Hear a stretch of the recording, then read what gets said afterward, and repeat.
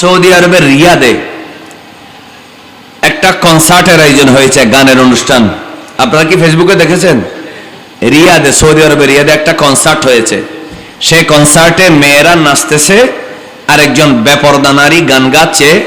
তো পিছনে অনেক সময় ডিজিটাল ব্যানার দেওয়া হয় না? কথা বলে না কেন? ডিজিটাল ব্যানারের মধ্যে বড় মাহফিল হলে বক্তাকে দেখা যায় না? তো এইরকম বড় একটা স্টেজে গান হচ্ছে, সেই গানের পিছনে যে ব্যানার আছে বড় ডিজিটাল পর্দা, সেখানে কাবা শরীফের মানে যে রেপ্লিকা কাবার ছবিটা কম্পিউটার করে সেখানে দেখাচ্ছে।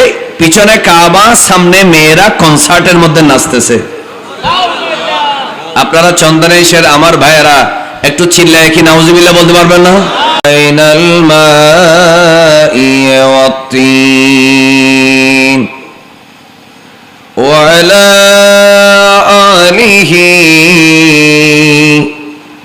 ওয়া আসহাবিহি আজমাইন।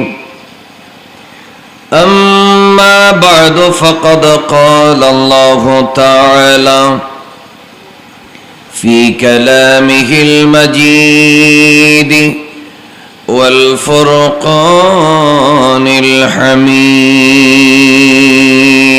شغل بڑون أعوذ بالله من الشيطان الرجيم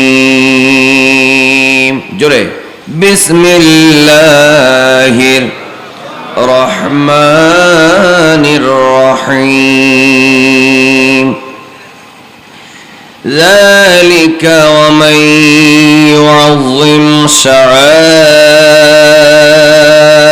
الله فإنها من تقوى القلوب صدق الله مولانا العظيم وصدق رسوله النبي الحبيب الكريم إن الله وملائكته يصلون على النبي يا أيها الذين آمنوا صلوا عليه وسلموا تسليما اللهم صل جرے مولانا محمد وعلى آل سيدنا خیمہ افلاک کا استادوسی نام سے ہے نبض ہستی تپش آمادہ اسی نام سے ہے اللہم جرے مولانا محمد وعلى آل سيدنا নবী গো আপনার ভালোবাসায় আল্লাহর রহমত পাওয়া যায় নবী গো আপনার ভালোবাসায় আল্লাহর ওলি হওয়া যায় আল্লাহুম্মা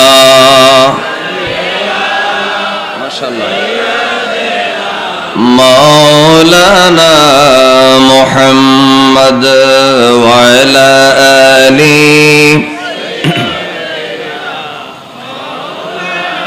جر لا إله إلا الله جر لا حسبي رب রব্বি জাল্লাল্লাহ মা ফি কলবি গায়রুল্লাহ নূর মুহাম্মদ সাল্লাল্লাহ নূর মুহাম্মদ লা ইলাহা ইল্লাল্লাহ লা ইলাহা জোরে জোরে লা ইলাহা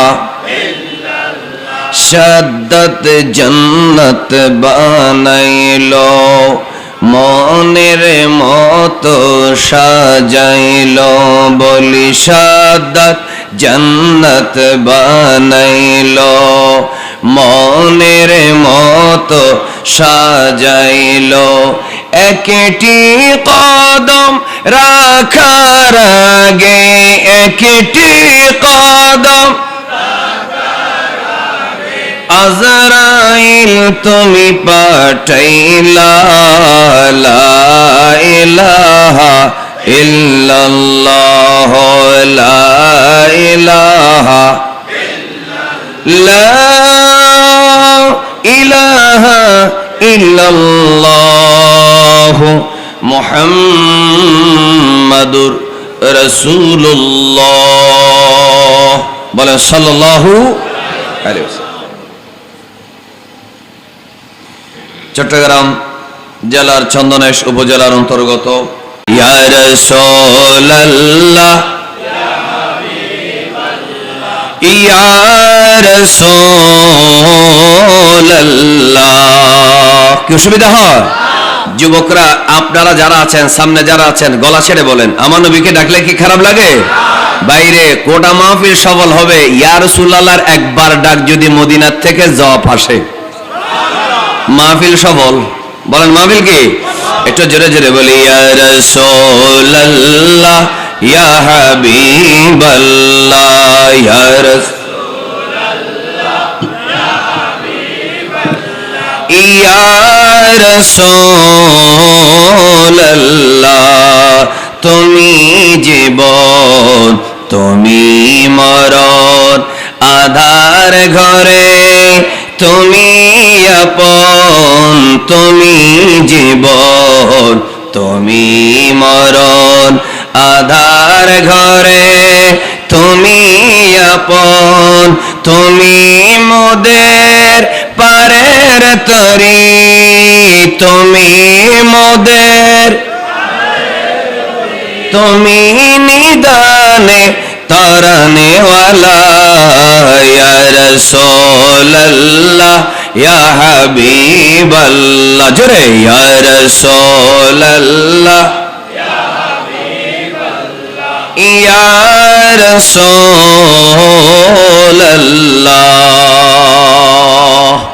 মোহাম্মদ বলবেন না সুবহানাল্লাহ। তুমি মোদের আশার আলো তাই তো তোমায় বাসি ভালো তুমি মোদের আশার আলো তাই তো তোমায় কি খারাপ লাগতেছে? পড়ে না তুমি মোদের আশার আলো তাই তো তোমায় হৃদয় নামের ফুলদানিতে হৃদয় নামের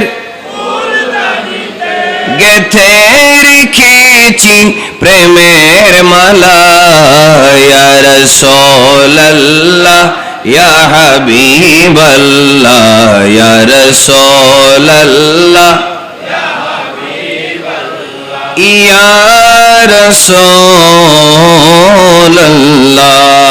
আল্লাহুম্মা সাল্লি জোরে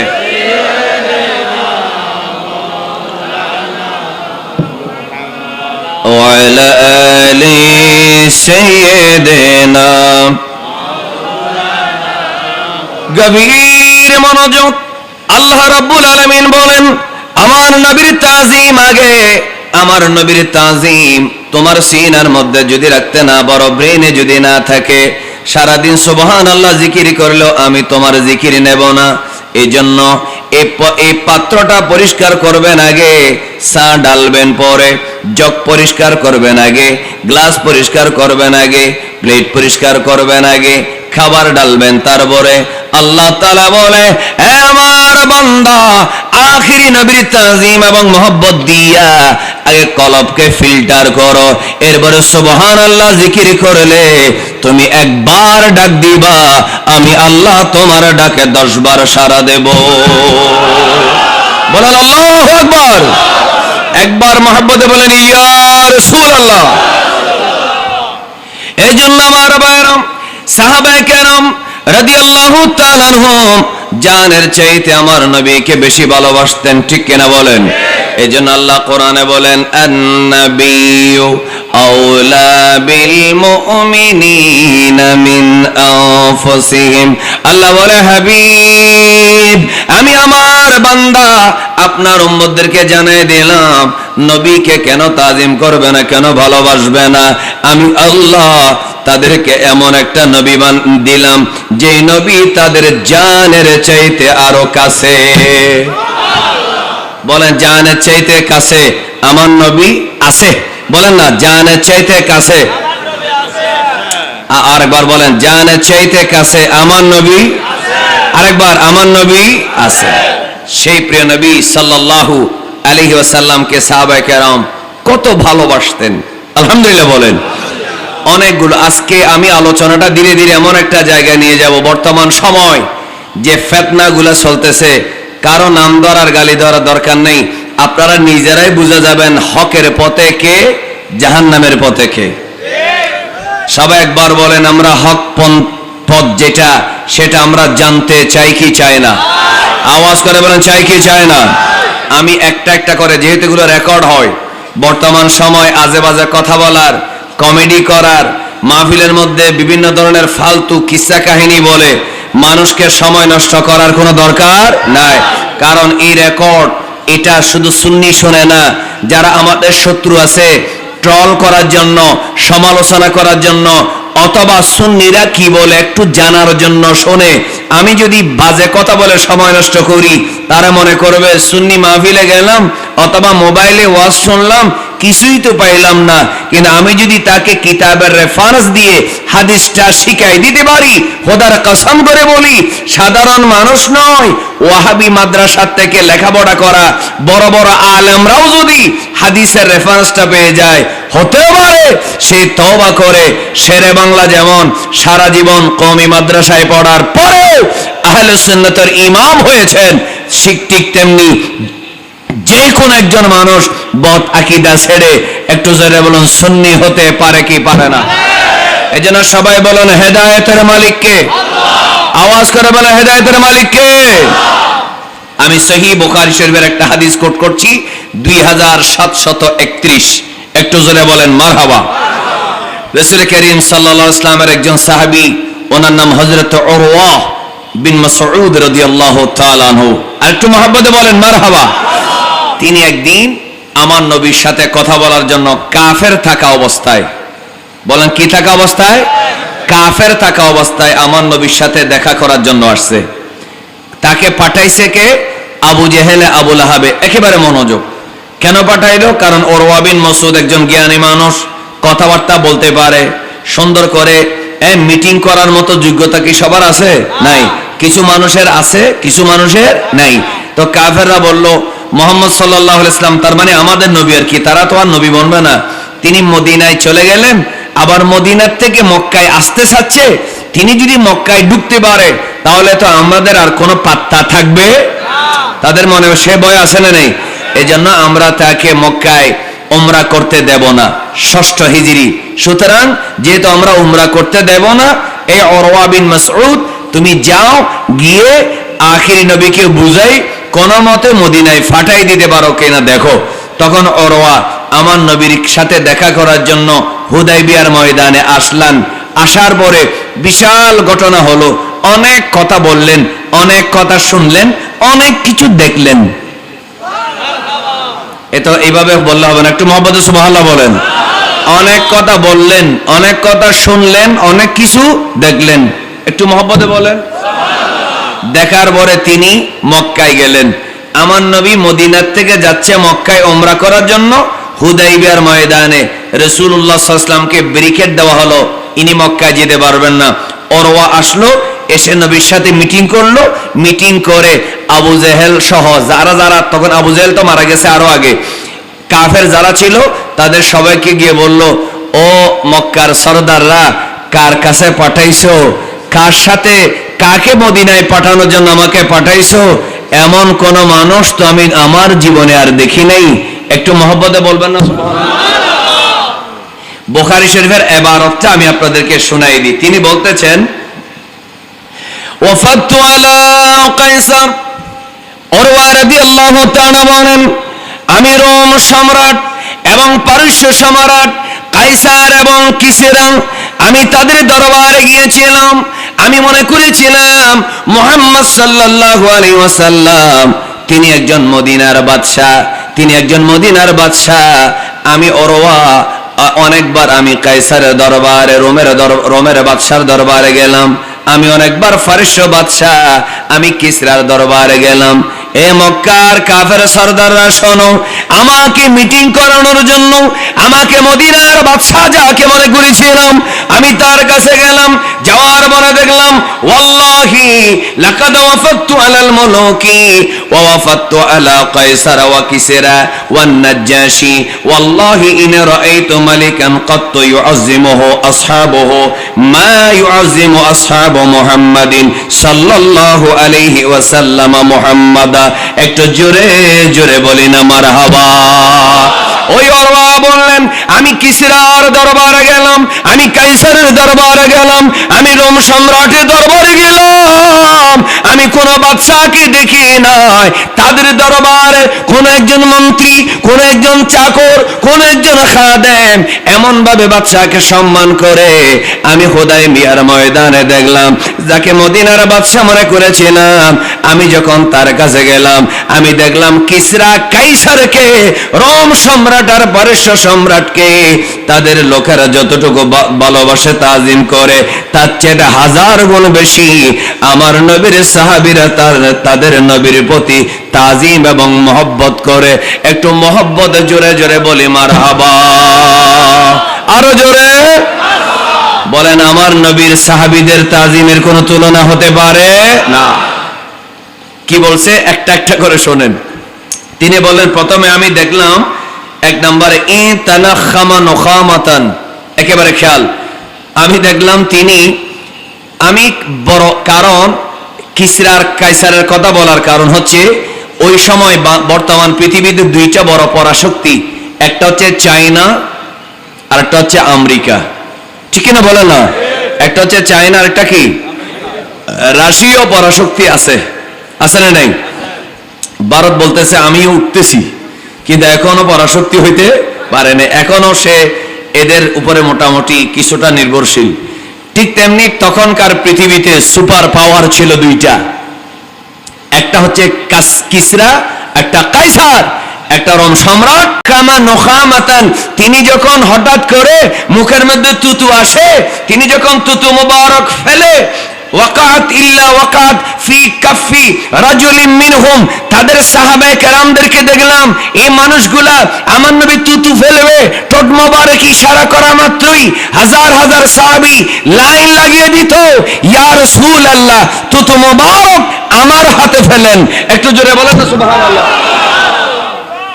আমি নবীর, বুখারী শরীফ, আমি রেফারেন্স দিচ্ছি তো, এটা কওমি মাদ্রাসার ছাত্র যারা আছে, যারা জামাত করে, যারা শিবির করে, আমি তাদেরকে গালি দিতে আসি নাই, তাদেরকে বলবো আমরা যে নবীকে তাজিম করি, এটা রাসূলের সাহাবীদের তাজিমের 1000 ভাগের 1 ভাগও না, ঠিক কিনা বলেন? সাহাবীরা যেভাবে নবীকে তাজিম করেছে, সেই তাজিম যদি এখন বর্তমানে করা হতো, তোমরা নবীর সাহাবীদেরকে শিরিকের ফতোয়া দিতে। জোরে বলেন ঠিক কিনা? কি তাজিম দেখেন, শুধু মনোযোগ দিয়ে দেখবেন।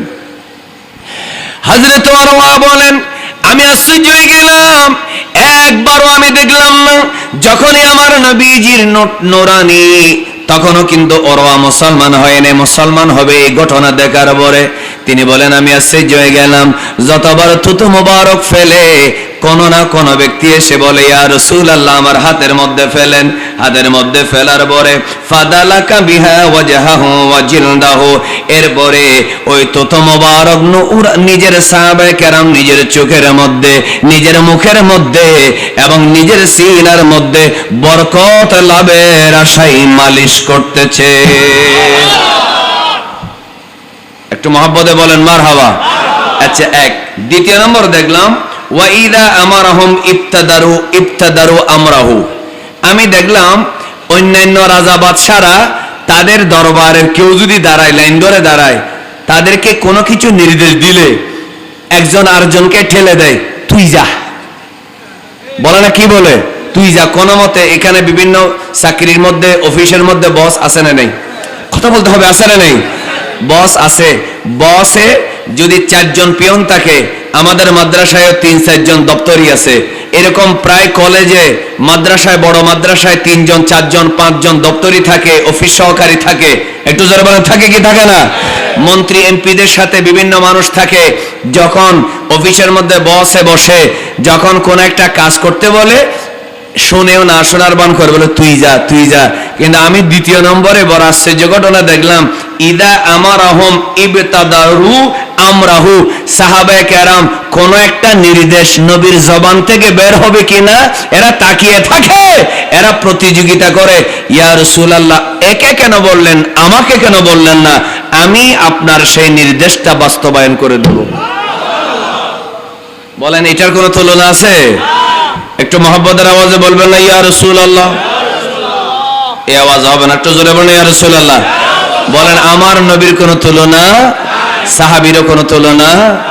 जिसका कोई सानी नहीं वो नबी हमारा है, जोरे जिसका कोई सानी नहीं,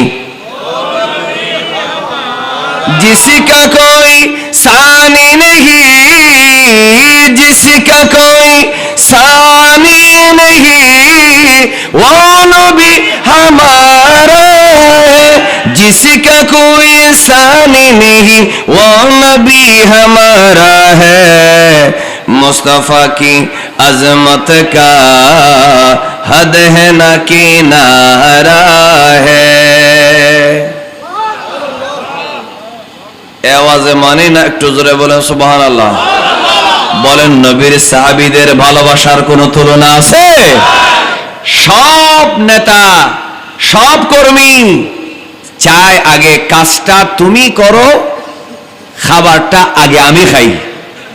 কিন্তু আমার নবীর সাহাবীদেরকে দেখলাম বলে যে ইয়া রাসূলুল্লাহ একে কেন বললেন, আমাকে কেন বললেন না? আমি আগে করব।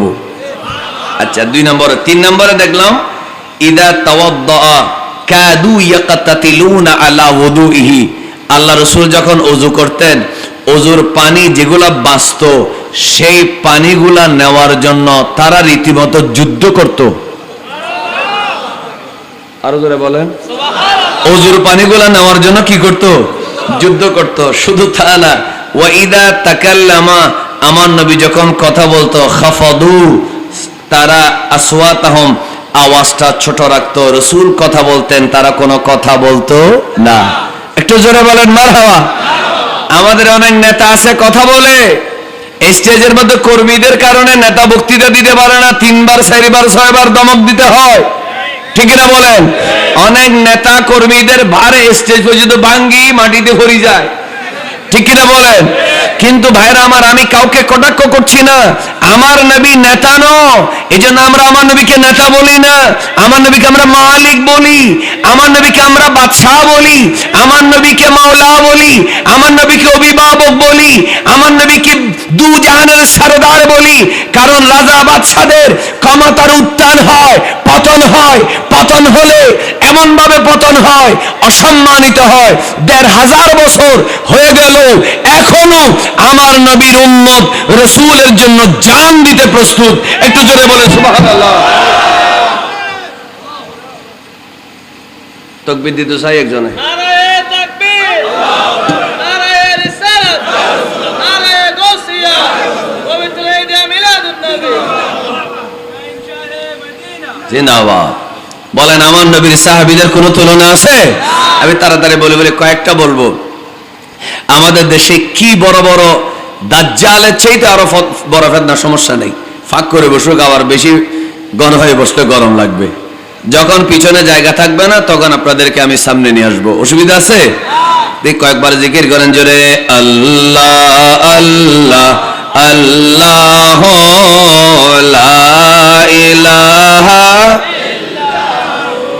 তোমাকে ডাকি যদি একবার আল্লাহ, আমাকে কাছে টানো বারবার। সুবহানাল্লাহ বলেন। এই গজলটা বললে সুবিধা আছে? বলেন, তোমাকে ডাকি যদি একবার আল্লাহ, আমাকে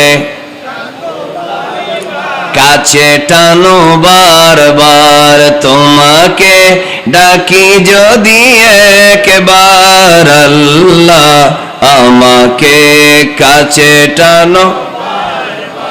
যদি পথ ভুলে যায় আমাকে দিও ঠাই, দিও দিশা এইটুকু আবদার আল্লাহ, আমাকে কাছে টানো বারবার। একটু মহব্বতে বলেন না সুবহানাল্লাহ।